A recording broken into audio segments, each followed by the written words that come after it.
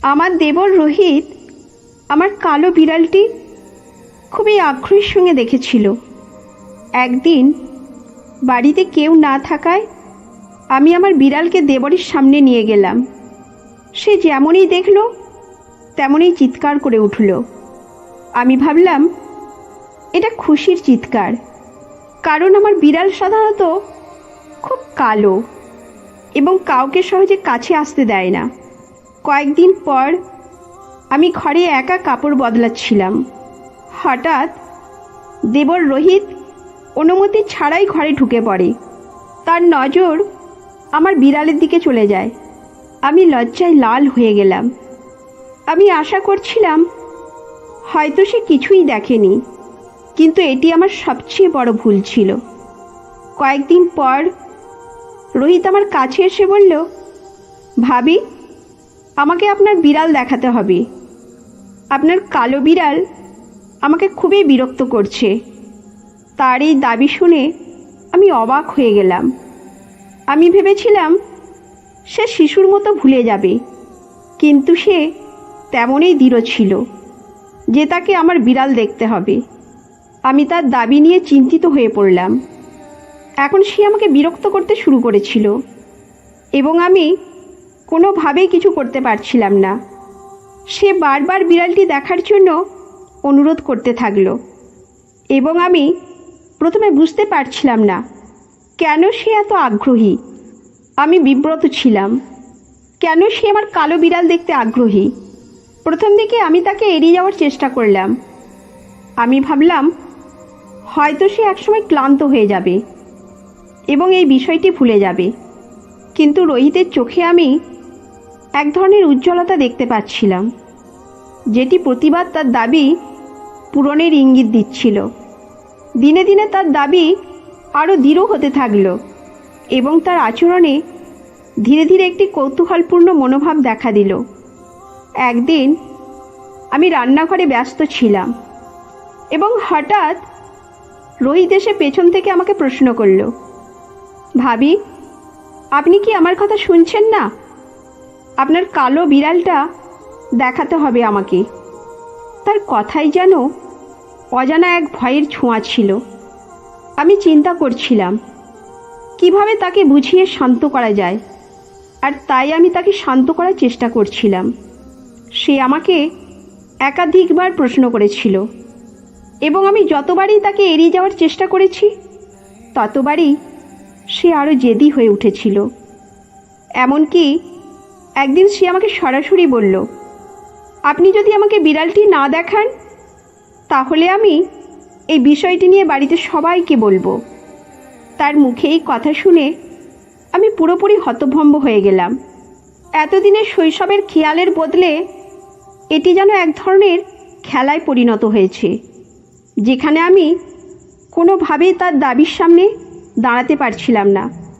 রোহিত প্রতিদিনেই বাড়ির অন্যদের থেকে আমার বিড়ালটিকে আলাদা করার জন্য নানা রকম কৌশল ব্যবহার করেছিল।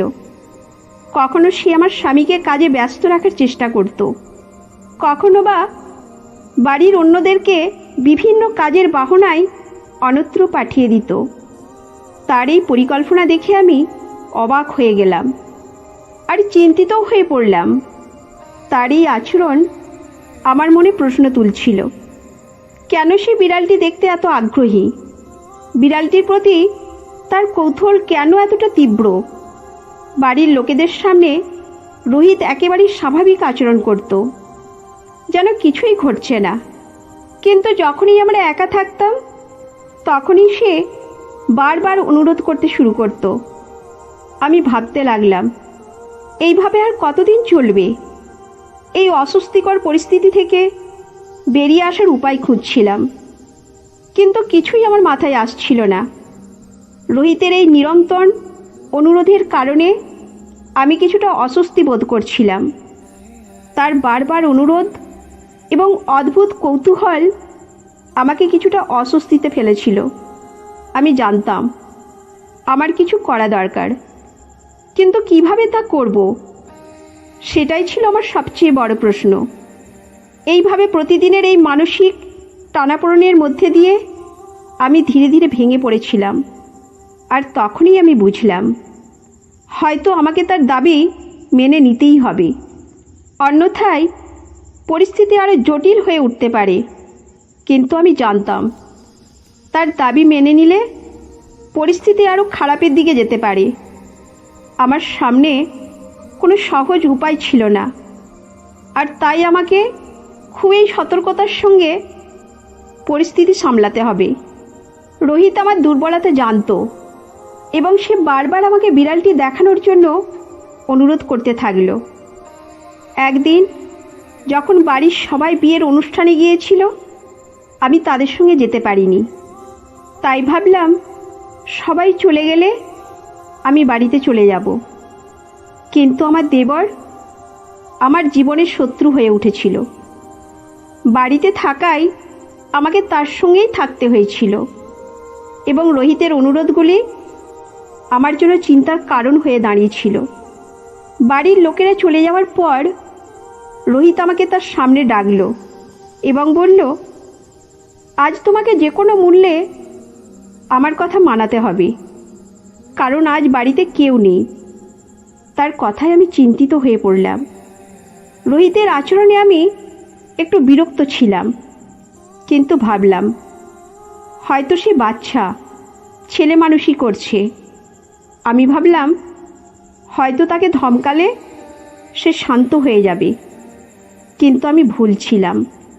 সে বারবার বিড়ালটি দেখার জন্য অনুরোধ করছিল এবং আমি বুঝতে পারছিলাম না কিভাবে এই বিষয়টি সামলাতে হবে।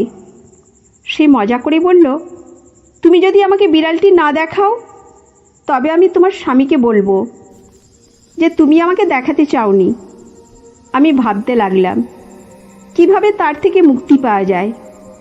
আমি তার কথা শুনতে চেষ্টা করছিলাম, কিন্তু কোনো উপায় ছিল না। একদিন বাড়ির লোকেরা বিয়ের জন্য চলে গেল এবং আমি অসুস্থ ছিলাম, তাই আমি তাদের সঙ্গে যেতে পারিনি। রোহিত আমার সাথে ছিল। সারাদিন সে আমাকে বিরক্ত করছে এবং সন্ধ্যায় আমি তাকে স্টোর রুমে নিয়ে গেলাম।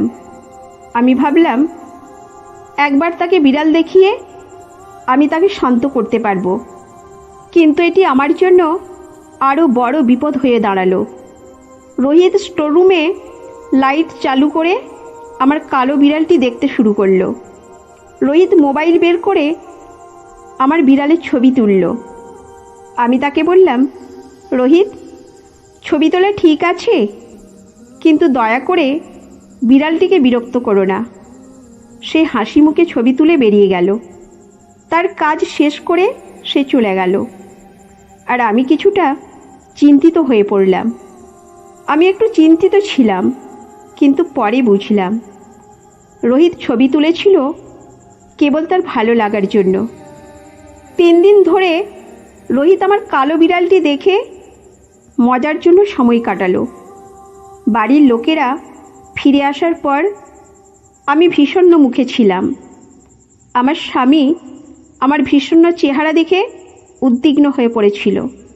আমার স্বামী আমার স্বাস্থ্যের খোঁজ নিলেন এবং আমাকে সান্ত্বনা দিলেন। আমি স্বামীকে বললাম, রোহিত বিড়ালের ব্যাপারে একটু বেশি আগ্রহী হয়ে পড়েছিল, কিন্তু আমি বুঝতে পারলাম সে কেবল মজার ছলে করছে। আমি সব কিছু খুলে বললাম, আমার অতীতের অভিজ্ঞতা এবং কিভাবে আমি বিড়ালটি আমার সন্তানদের রোগের চিকিৎসার জন্য আনতে বাধ্য হয়েছিলাম। আমার স্বামী খুবই বুঝদার এবং শিক্ষিত ছিলেন। তিনি আমাকে বুঝিয়েছিলেন যে আমাদের বিশ্বাস রাখতে হবে এবং কোনো ভুল বিশ্বাসকে অস্বীকার করতে হবে। তিনি বলেছিলেন যে পশুদের খাঁচায় রাখা বা তাদের নির্যাতন করা একটি গুরুতর অপরাধ। এই গল্পটি আমাদের শেখায় যে পরিবারের সদস্যদের মধ্যে পারস্পরিক শ্রদ্ধা ও বোঝাপড়া কতটা গুরুত্বপূর্ণ। সম্পর্কের মধ্যে যে কোনো ধরনের অস্বস্তি বা ভুল বোঝাবুঝি হলে তা নিয়ে খোলামেলা আলোচনা করা উচিত। রোহিতের আচরণটি প্রথমে সন্দেহজনক মনে হলেও পরে দেখা গেল সে শুধু মজার ছলে বিড়ালটির প্রতি আগ্রহ দেখাচ্ছিল। যে কোনো সম্পর্কের ক্ষেত্রে বিশ্বাস এবং সঠিক যোগাযোগ অপরিহার্য। এই গল্পটি আরও শেখায় যে কোনো সমস্যা বা অস্বস্তির সম্মুখীন হলে তা দ্রুত সমাধানের চেষ্টা করতে হবে, যাতে ভুল বোঝাবুঝি না হয় এবং সম্পর্ক আরও মজবুত থাকে। প্রিয় দর্শকবৃন্দ, কেমন লাগলো এই গল্পটি? যদি আপনাদের ভালো লেগে থাকে তাহলে চ্যানেলটি সাবস্ক্রাইব করুন এবং ভিডিওটি লাইক করুন। ধন্যবাদ।